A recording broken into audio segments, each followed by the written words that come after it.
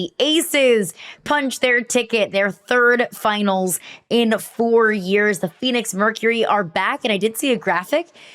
The first team in WNBA history to go to 2 finals in 5 years without a single holdover player. Is that right? Did I get that right? It was an awfully lengthy graphic, but still, they punched their ticket nonetheless.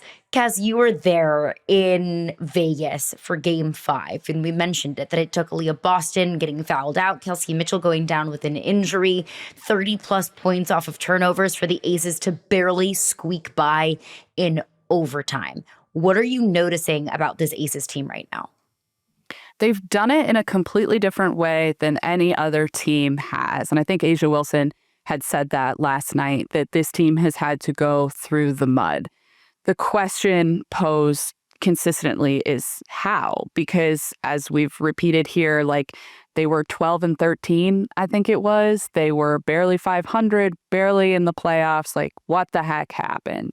What happened was, and Becky has said this a bunch, she gave scouting report duties to the players. She needed them to be involved. She wanted them to be thinking about the game before coaches came in. And that's exactly what has happened. And A'ja Wilson has taken on even more of a leadership role. The other day we were talking to Becky, and A'ja came over to join for some media.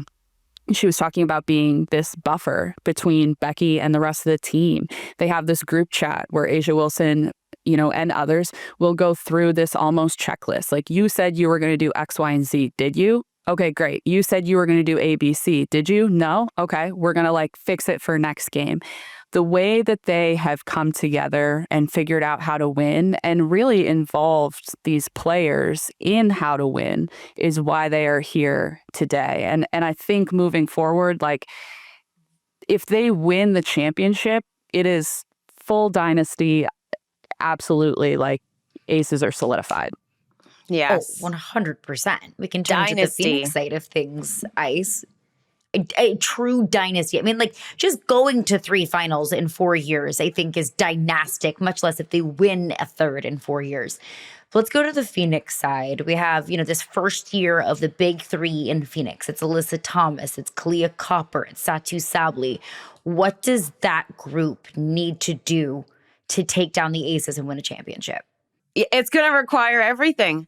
I'm not trying to be cliche when I say that. I really believe that the balance of the starters playing, but also the bench and being a factor. The balance of having veterans that have been there and done it before, leaning on DeWanna Bonner, leaning on Sammy Whitcomb to make good decisions. Defensively, deciding that you're going to guard like your life depends on it every single time down the floor because you cannot take a playoff against the Aces. And then offensively, all the weapons. You need everyone to show up. You need everyone to have good games. You need Kahleah Copper to be her in transition. You need Alyssa Thomas to facilitate at a high level. I expect near triple-double numbers every single game in order for them to have a chance to win.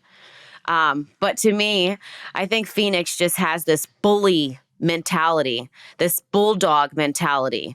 And that's what it's going to take to beat a team that has been to the finals 3 out of the past 4 years. They are not new to this. The Aces won't be surprised. The lights won't be too bright. But for some on the Mercury, it may be. For a Satou Sabally, it may be. Interesting to see how Satou Sabally shows up in these finals. I think she could be the difference maker. Yeah, we talk about this every year, this idea of experience versus not. In the W specifically, we just do not see teams like the Mercury win immediately because you kind of have to have that experience going deep, that adversity.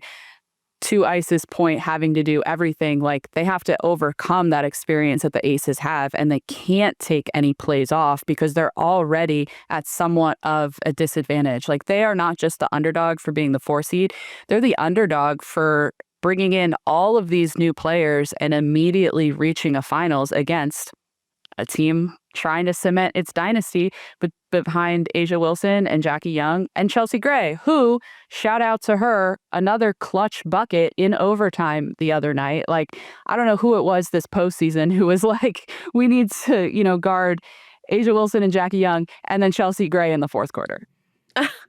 And honestly, as soon as Chelsea hit that signature fadeaway early in the fourth quarter, it was like at the 9-minute and 40-second mark. I was like, oh, it's about to be over, because there's no way that you can guard all three of those players at an elite high level. And Dana Evans, I've been calling on Dana Evans as the ultimate X factor, but she too hit a bucket down the stretch. Just all of their guards in overtime really showed up and showed out. I mean, that depth over there, but also the experience. And you add a Joel Lloyd, who, again, is not new to the bright lights. And so you also saw her thrive when they needed bucket as well. I think that just is a perfect testament to the experience factor. I mean, Chelsea Gray is 10+ year veteran in this league, and she comes up with clutch buckets in the end. I mean, DeWanna Bonner shot how many threes in the fourth quarter in game 4? Like 3 threes. I think 11 of her points came in the fourth quarter. I don't expect DeWanna Bonner to be a massive key cog of this Phoenix Mercury team, but when they need her, she steps up. Sammy Whitcomb with that massive clutch 3 late in, what was that, game 2? I don't know. All these games are running together. Oh, you get the point. You remember it. You saw it. So just like these clutch veterans that can step up, even if they're not going to be the number one focal point of your journey and the reason that you got there, a top 3, top 4 reason why you eventually may win a championship, they are going to be the reason largely why you can stay in it, Cass. Veterans are huge. Like A'ja Wilson has said this consistently. Becky Hammon has been here before. The thing about the finals is it's very much like the Super Bowl or the Final Four. Like, it's just different. There's more attention. There's more kind of tugs for your attention. There's way more media on site. There is obligations to do, like for ESPN, like their graphics and stuff, which Ice knows all about. There's just more. And when you're the Aces, especially being able to start at home, you've been here. We're going to be here for a week by the time we leave. Like, you're just used to it. It's a cadence. Oh, we know it's coming. We know it's coming. The Mercury don't know what's coming. Even if, as we've talked about, DeWanna Bonner has been here before, Alyssa Thomas has been here before, Kahleah Copper has been here before. It's just different when you're a veteran with the experience, knowing everything that you know. And you hear this consistently. I think we had talked to kind of some of the Mercury's younger players about this, And the one thing they always say is you don't know until you've experienced it. Veterans can tell you things, but you just don't know until you've been through it. Yeah. Okay, before I wrap up our final thoughts and predictions on the WNBA Finals, I'll start with you. The number one thing that you're watching for in this matchup. Yeah, I would say the battle between Alyssa Thomas and A'ja Wilson. There will be times in which Alyssa Thomas has to be the one to guard A'ja Wilson. And there will be times in which the Aces decide that they're going to attack the paint. Because between Alyssa Thomas, Natasha Mack, there's an advantage clearly for A'ja Wilson, one that didn't really exist in the last series when it was Aaliyah Boston that was in the paint, right? So to me, it's that battle and physicality in the paint and who is going to win that. I love the way that Alyssa Thomas attacked the emotion of Napheesa Collier in the last series in the semifinals and trying to get her riled up and a bit emotional. And it gave them a game in which Fee kind of went into it a little bit more. So I'm curious if we will also see that same tactic from Alyssa Thomas. But make no mistake, if the Mercury are going to win, it is going to be behind the bite and the bark of Alyssa Thomas. I'll take kind of the X Factor side of it then. I think an X Factor almost always comes from the bench, someone who's going to step up and give big minutes that maybe you wouldn't usually see. Dana Evans, we've obviously seen play big minutes, but she will be a factor in this one. And then from the Mercury, like really since I saw her in the first round, I was like, oh yeah, like Sammy Whitcomb's clutch threes are going to be big for the Mercury. It doesn't mean she's going to necessarily score a lot of points, but when she hits them, especially late in games, I think could prove a differentiator for the Mercury. I think that is like a microcosm of one of my X factors, and that's just Mercury in second halves. Like the fact that the Mercury out-Lynxed the Lynx in second halves. I mean, the Lynx were known for their second halves. I mean, the Lynx were known for not shooting themselves in the foot and not giving up big leads. I mean, the first double-digit playoff lead that they had at halftime that they had ever given up was against this Mercury team. And I talked to Alyssa Thomas last week, and it was a great conversation. You can find it on the Yahoo Sports YouTube page. I asked her what she felt like they learned from that Game 2 comeback, down 20 at one point, 16 at half, came back to win it in OT, and they really, like zoomed back in overtime. It was kind of a convincing win in overtime at that point. And Alyssa was like, we just learned that like there's nothing that can really stand in our way. We just learned that we can never be counted out. And they kind of like to be counted out. They kind of like that maybe they were flying a little bit under the radar. They kind of like that if they're down at half, everybody's going to count them out. And maybe everybody on the opposing sideline is going to take a little bit of a breath of relief. But you can never really count this team out. So I think that's one thing that I'm going to be looking for, is this dynamic, explosive offense that can come alive at any point in time for the Phoenix Mercury versus a Vegas Aces defense that has the ability to be stifling, and obviously two incredibly physical teams. Yeah, I'm going to say coaching is my X factor. And I like both of yours, but to me, if this series ends up getting close, you just start to look at Becky Hammon and her execution and after timeout situations, her management down the stretch, even of players and matchups. I'm wondering if it's close, will Becky Hammon be the difference? And Nate Tibbetts, someone who hasn't been here before. Interesting to see what tricks he's got up his sleeves.